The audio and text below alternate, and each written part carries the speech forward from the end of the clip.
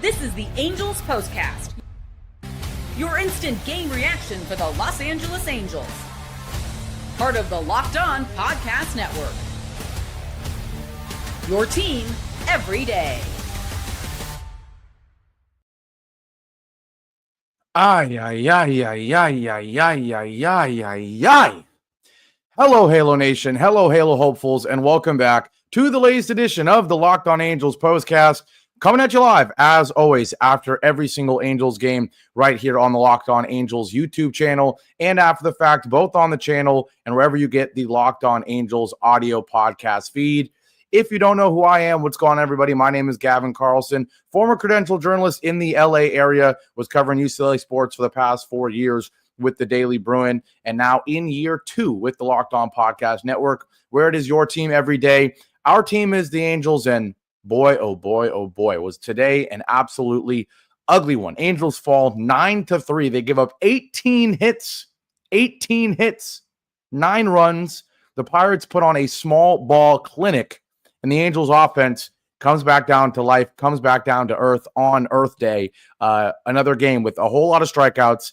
Oh my goodness, a whole lot of strikeouts. Not too many base runners. And don't let this score fool you. This game might have been an uglier loss than the 9-3 shows, which is kind of crazy to say. But before we jump into the nitty-gritty, as always, shout out to everybody in here.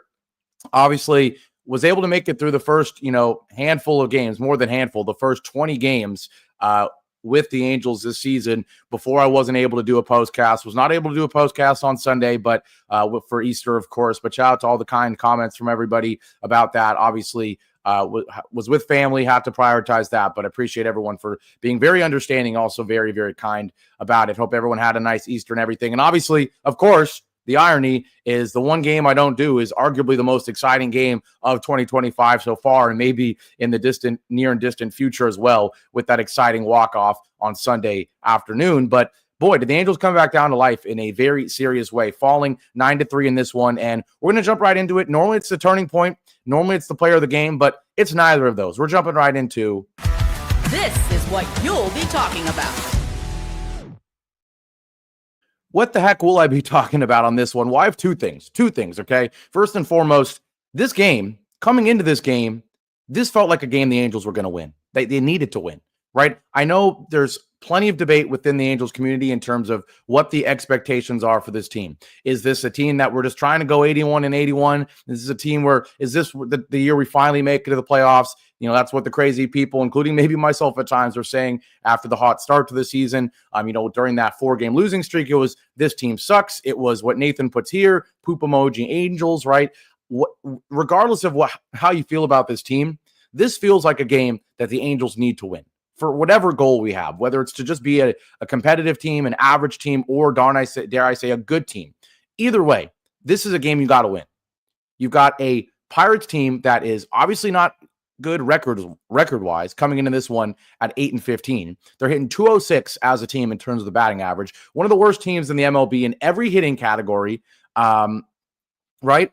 And you have Jose Soriano on the mound, who obviously I am a huge fan of. Most people are. Obviously didn't have a great start in his last outing, but you thought this was a perfect bounce-back spot for him. For those who do forget, in the previous outing, and now he falls to 2-3, which is concerning. But in his previous outing against the Rangers, gives up a career-high 10 hits.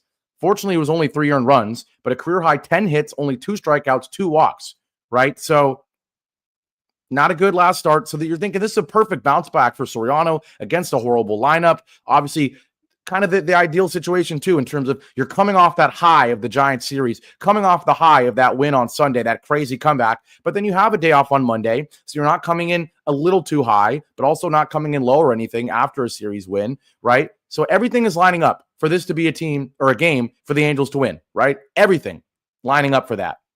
Not to mention you're going up against a lefty who, sure, he has reverse splits. He's actually better against lefties than righties. Better against righties than lefties, despite being a lefty. You only have one lefty in the lineup, but still, this is a game you're expected to win. And I'm going to use an analogy or a saying that anyone familiar with soccer or football, whatever you want to call it, is very well aware of this. For those who aren't, I will, explain it. This feels like a game where the Angels drop points. And for those who don't know what that means, and sorry if you do, and I'm over explaining here. Obviously in soccer, when you win, you get 3 points. When you draw, it's 1 point. When you lose, it's 0, right? There's games where the team that is clearly favored to win is expected to win. They're expected to collect the 3 points. And if they draw or lose, they are dropping points, meaning they didn't gain the maximum amount, right? Well, obviously in baseball, it's win or lose. Obviously in baseball, there's a lot more variability. Even a favored team is still probably going to lose at least one game in the series, right? But I don't care. This game, and especially with how bad you lost, it feels like a game where you drop points. You come into this game expecting to win, period. And so for you to not only not win, but lay an egg, it's more than just a loss. It feels like 2. It feels like 2. Okay? So that's my first thing I want to talk about. What the heck I want to talk about, right? And number 2, and screw it, this game was so boring. I'm hoping the show is not so boring. We're going to try to spice it up. I'm going to play the darn segment intro again just because why not? This is what you'll be talking about.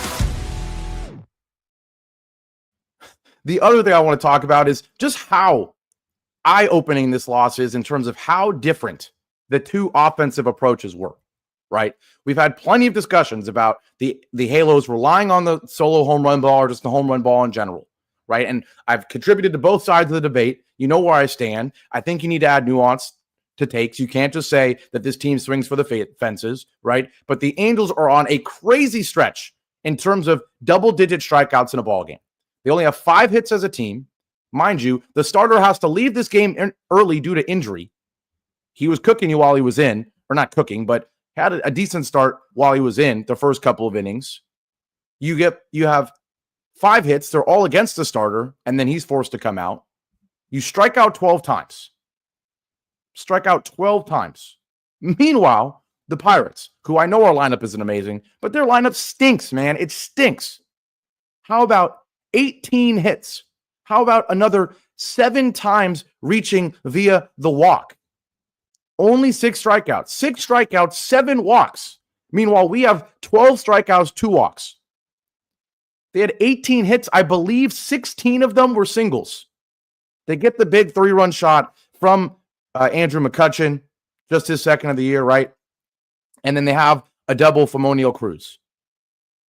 And I guess Kine Falafa, also had a double as well. So 15 of the 18 hits are singles. 15 singles, 7 walks.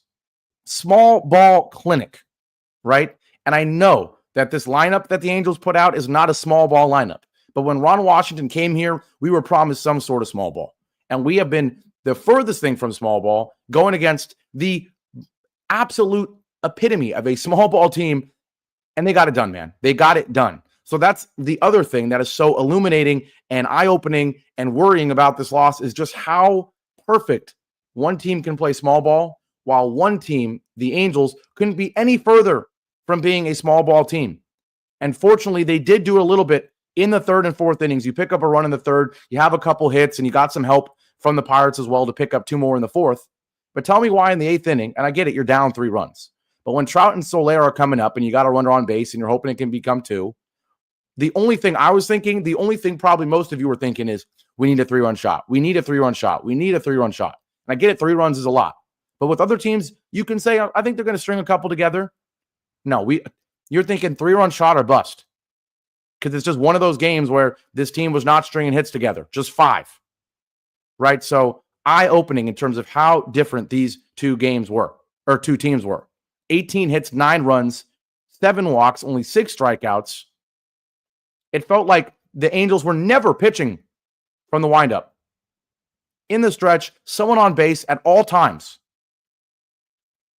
And not letting up. The fact that this team is up 6-3 in the Pirates, and they put up 3 more in the top of the 9th. That's an impressive, resilient, never stopping, right? Just continuing to hit, continuing to get on base. And they stranded so many guys. That's the other concerning part. 7 of 17 with runners on scoring position is pretty darn good, right?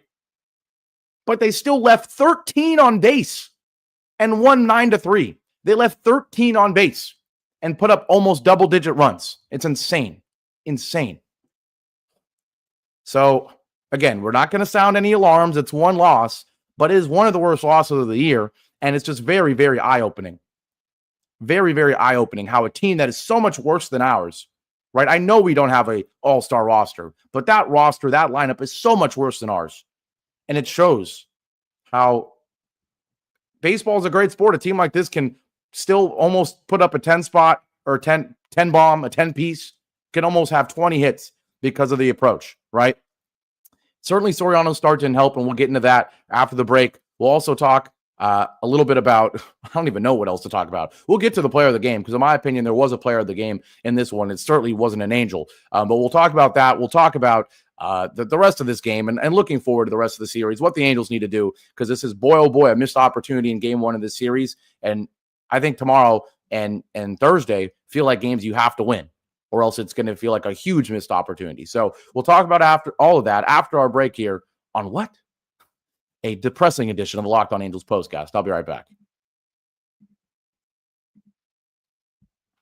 Now, today's show on this Tuesday night is, of course, brought to you by FanDuel. The NBA playoffs are well underway, and FanDuel is giving new customers an incredible way to get in on the action. Right now, when you join FanDuel and place your first $5 bet, you'll get $250 in bonus bets if your bet wins. You know, I used FanDuel when I was in New York on a vacation. Of course, it's not legal here in California, and of course, I don't bet now because I work for an NBA team. But when I did, I loved how FanDuel made betting so easy, whether it's picking your favorite team or diving into player props, from three-pointers to steals to assists. FanDuel has so many ways to bet your favorite player props. Plus, after the game tips off, you can even combine live bet props into same-game parlays for a chance to win big. So don't miss out. Head to FanDuel.com and claim your $250 in bonus bets today with FanDuel. And that's the only app for today. So nice and easy. Let's get right back to the show.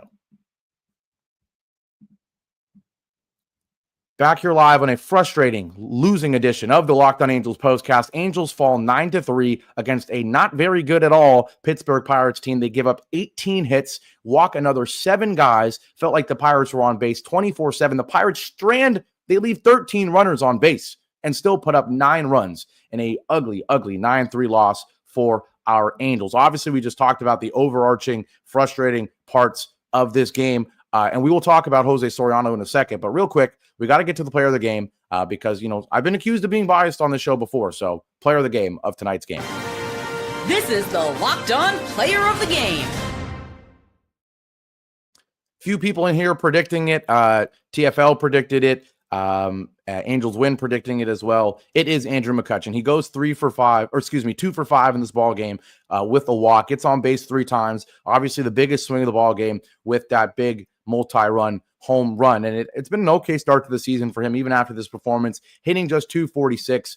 The OPS is 752. Obviously, he's been doing it for a long time now in the DH spot. But yeah, he had the biggest swing of the ball game with the 3-run home run. And this was really the swing that put this game kind of out of reach early on. It was 5-1 after this swing. It was 2-1 coming into this swing. So a big fly from Andrew McCutchen. He crushed it as well. 417 feet, 104.1 off the bat, off Jose Soriano. And that brings me in to the main talking point of the second segment, which is Jose Soriano. We already talked a little bit about how good I was feeling coming into this game with him coming off one of his worst performances of his young career in terms of giving up 10 hits last start. But he was ugly in this one, and this felt like a game where there was clear issues, right? In the last game where he gives up the 10 hits, yes, it felt like the sinker wasn't sinking, right? But in this game, he just had no control, right? He walked a bunch of guys. When you walk the second guy of the game, you have a great play from Kyron Paris to get out of that inning. But in the top of the second is when things kind of start to get ugly. You strike out the first guy, you get a ground on Brian Hayes, but then back-to-back singles and then a walk, right? Back-to-back singles and a walk. And once again, this is a lineup of guys that are not going to go deep. They're going to have base hits, right? Frazier and Reynolds and Tommy Pham, even at this point in his career, certainly Kiner Falefa as well. These are base hit guys, right? So Frazier base hit, Pham base hit, but it's a sinker right down the middle against Frazier, right? Very concerning. Tommy Pham comes up, and he hits a pretty darn good pitch, a sinker on the outside corner, but still probably higher than Soriano would want it. And then he walks Kiner Falefa on just 5 pitches to load the bases. Fortunately, he gets out of it via an O'Neill Cruz ground out, but you could already see signs that this was going to be another rough start for Soriano. And I don't care how good you are. When you keep letting guys get on base, you let 10 guys get on via the hit, another 2 via the walk. Last game was fortunate to only give up 3 runs. This game, it caught up to him, right? It caught up to him. And in the top of the third, it's a leadoff single to Brian Reynolds. Again, a sinker hung way too high, right down the middle. So again, the same issue, the sinker being left up there. Gets a ground out, but then he walks Emmanuel Valdez on, again, Sure, it was a full count, but really no pitches were close. A called strike and then a swinging strike on what wasn't a good pitch. So walks there pretty easily, and Bart comes up, and what does he do? Well, he swings at a hanging sinker. So again, Soriano has a huge issue. His one great pitch is that sinker, and it's not hitting right now. I would have liked to see him maybe use the slider a little bit more to try to, overcome that. Cabrian Hayes comes up with the score already 1-0 now via the Joey Bart single. What does Cabrian Hayes do? He gets a first pitch sinker right down the middle, higher than Soriano wants it, and he rips it 104 exit velo for another base hit. It's 2-0. Then you walk Frazier on just 5 pitches again, and he's fortunate that Tommy Pham grounds out into a double play on what is one of those good Jose Soriano sinkers, right below the knees and able to get the ground ball. Now, the Angels tried to put up a fight. Taylor Ward gives you a solo shot in the top of the fifth, the top of the third, or bottom of the third, to just cut the lead in half. It's 2-1. You feel like this might be a game where the Angels stay in it, but Soriano, this is where the big inning happens, right? Back-to-back singles, O'Neill Cruz, and a really good pitch here, unfortunately, that Cruz somehow pokes for a base hit. And then Brian Reynolds, what does he get? Another hanging sinker right down the middle. So the sinker's not sinking, and the base hits, they were flying for the Pirates before Soriano gives up the 3-run shot to McCutchen on, yep, you guessed it, a sinker higher than Soriano would want it on 2-2. So again, a concerning outing for him, gives up a bunch of hits, hangs way too many sinkers. And I know I keep saying hanging. I know that's not really normally what you say about a fastball, but when the sinker is only effective when it drops down and it wasn't dropping down, very frustrating, right? And concerning, because it's the second time in a row that's happened for Soriano. And now you need to talk about making some mechanical changes in order to get out of it. Also didn't help that you have a mound visit from Enright. And I think the pitch right after the mound visit, you give up the 3-run shot. Not good sign there at all as well. But at the end of the day, hoping Soriano, it's at least it's a simple fix. You got your best pitch. You're not pitching. You're not throwing well at all. You fix that one issue, and you might go right back to being the elite guy that I and most of us think you are. But certainly that was concerning. The Angels did put up a fight again in the bottom of the fourth. You got to give them that little bit of credit there. You get a 1-out double from Soler, and then a single from Ohapi. It's first and third with 1 out. You're able to get the sac fly from Shanuel to make it 5-2. And I'll be honest, at that point, I assumed that was going to be the end of the inning. But shout out to Joe Adell with a huge double there, able to get Ohapi to score all the way from first to make it 5-3. And that's where the starter actually leaves via injury, I believe. He was able to make it through one more at bat with Kyron Paris. But yeah, certainly just a frustrating game. And the fact that even with that bit of fight you saw in the bottom of the third and fourth from the Angels wasn't enough to at really any point make it feel like it was going to be a close game. Just because the Pirates put on a small ball clinic. They really, really did. Now we'll quickly talk about one last thing, and that being those sell the team chants. You know where I stand on it. I know where all of you stand on it. Absolutely anti-Artie in here. So it's good in the sense that, if it's going to be a game as ugly as this one, make it known that it's frustrating, right? We continue to pack that darn stadium, over 40,000 people in there just about every night. And this game felt like the first game really, really, really that felt like last year, where you have the late start and you're falling asleep halfway through the game. It's like, oh my God, it's 9 p.m., it's almost 10 p.m., and the Angels have no life, and the other team is just getting base hit after base hit, and you're just sitting there rolling your eyes. So I'm glad that instead of just rolling your eyes or leaving early, the Angels fans made their thoughts and opinions known, saying sell the team. So shout out to everybody doing that. Yes, some people in here saying, how are we going to win with Mike Trout hitting 177 in the 3-hole? Yes, obviously concerning. I thought the biggest concern, or not the biggest, but the most frustrating thing was Zach Neto going 0 for 4 with 3 strikeouts, because I love him in the 2-hole. That's where I want him. And I'm just scared that Ron Washington is going to be reactionary and see something like this and then get him out of the 2-hole. The other frustrating thing, like people are saying, is that Kyron Paris has really fallen off a cliff. That's what Nathan says, and correctly so. Another 0 for 3, another 3 strikeouts. Just like that, he's hitting 273. The OPS still almost at 1,000 because of how darn good his start was. But concerning that he is kind of falling off a cliff for sure, especially going up against the lefty starter. You thought he would be able to eat there. So a lot of concerns in this one. Small ball clinic from the Pirates. Pretty poor hitting from the Angels. Soriano with back-to-back very, very, very poor and concerning starts, especially with that sinker. And the Angels fall back to 11-11. And in terms of the rest of the series, I need you to win both games. I know I'm being needy or picky or expecting a lot, but I need you to win both games, Los Angeles Angels. I need you to win both games. You're playing the Pirates, and I need you to be a team that at the very least wins series against teams like the Pirates. So we need to win tomorrow. It'll be Kohanowitz on the mound. I don't care. Period. I don't care. I need it to be a win. I don't know who the expected starter is for the Pirates. I know we're not getting Skeens, which is good, very good.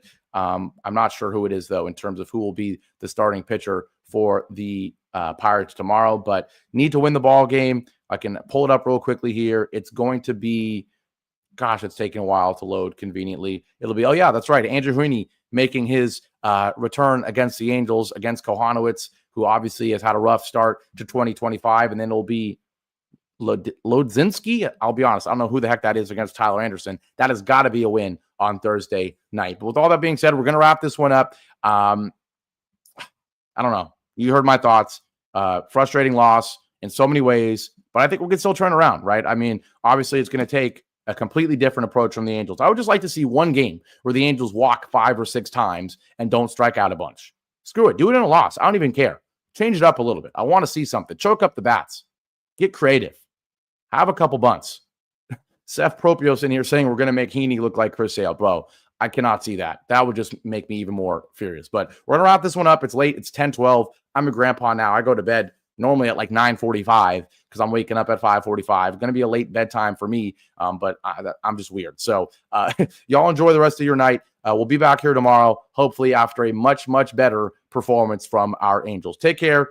Appreciate the support as always, especially after a loss like this, especially this late at night. But we'll see you back here tomorrow after a much better performance. Take care. See you tomorrow, and go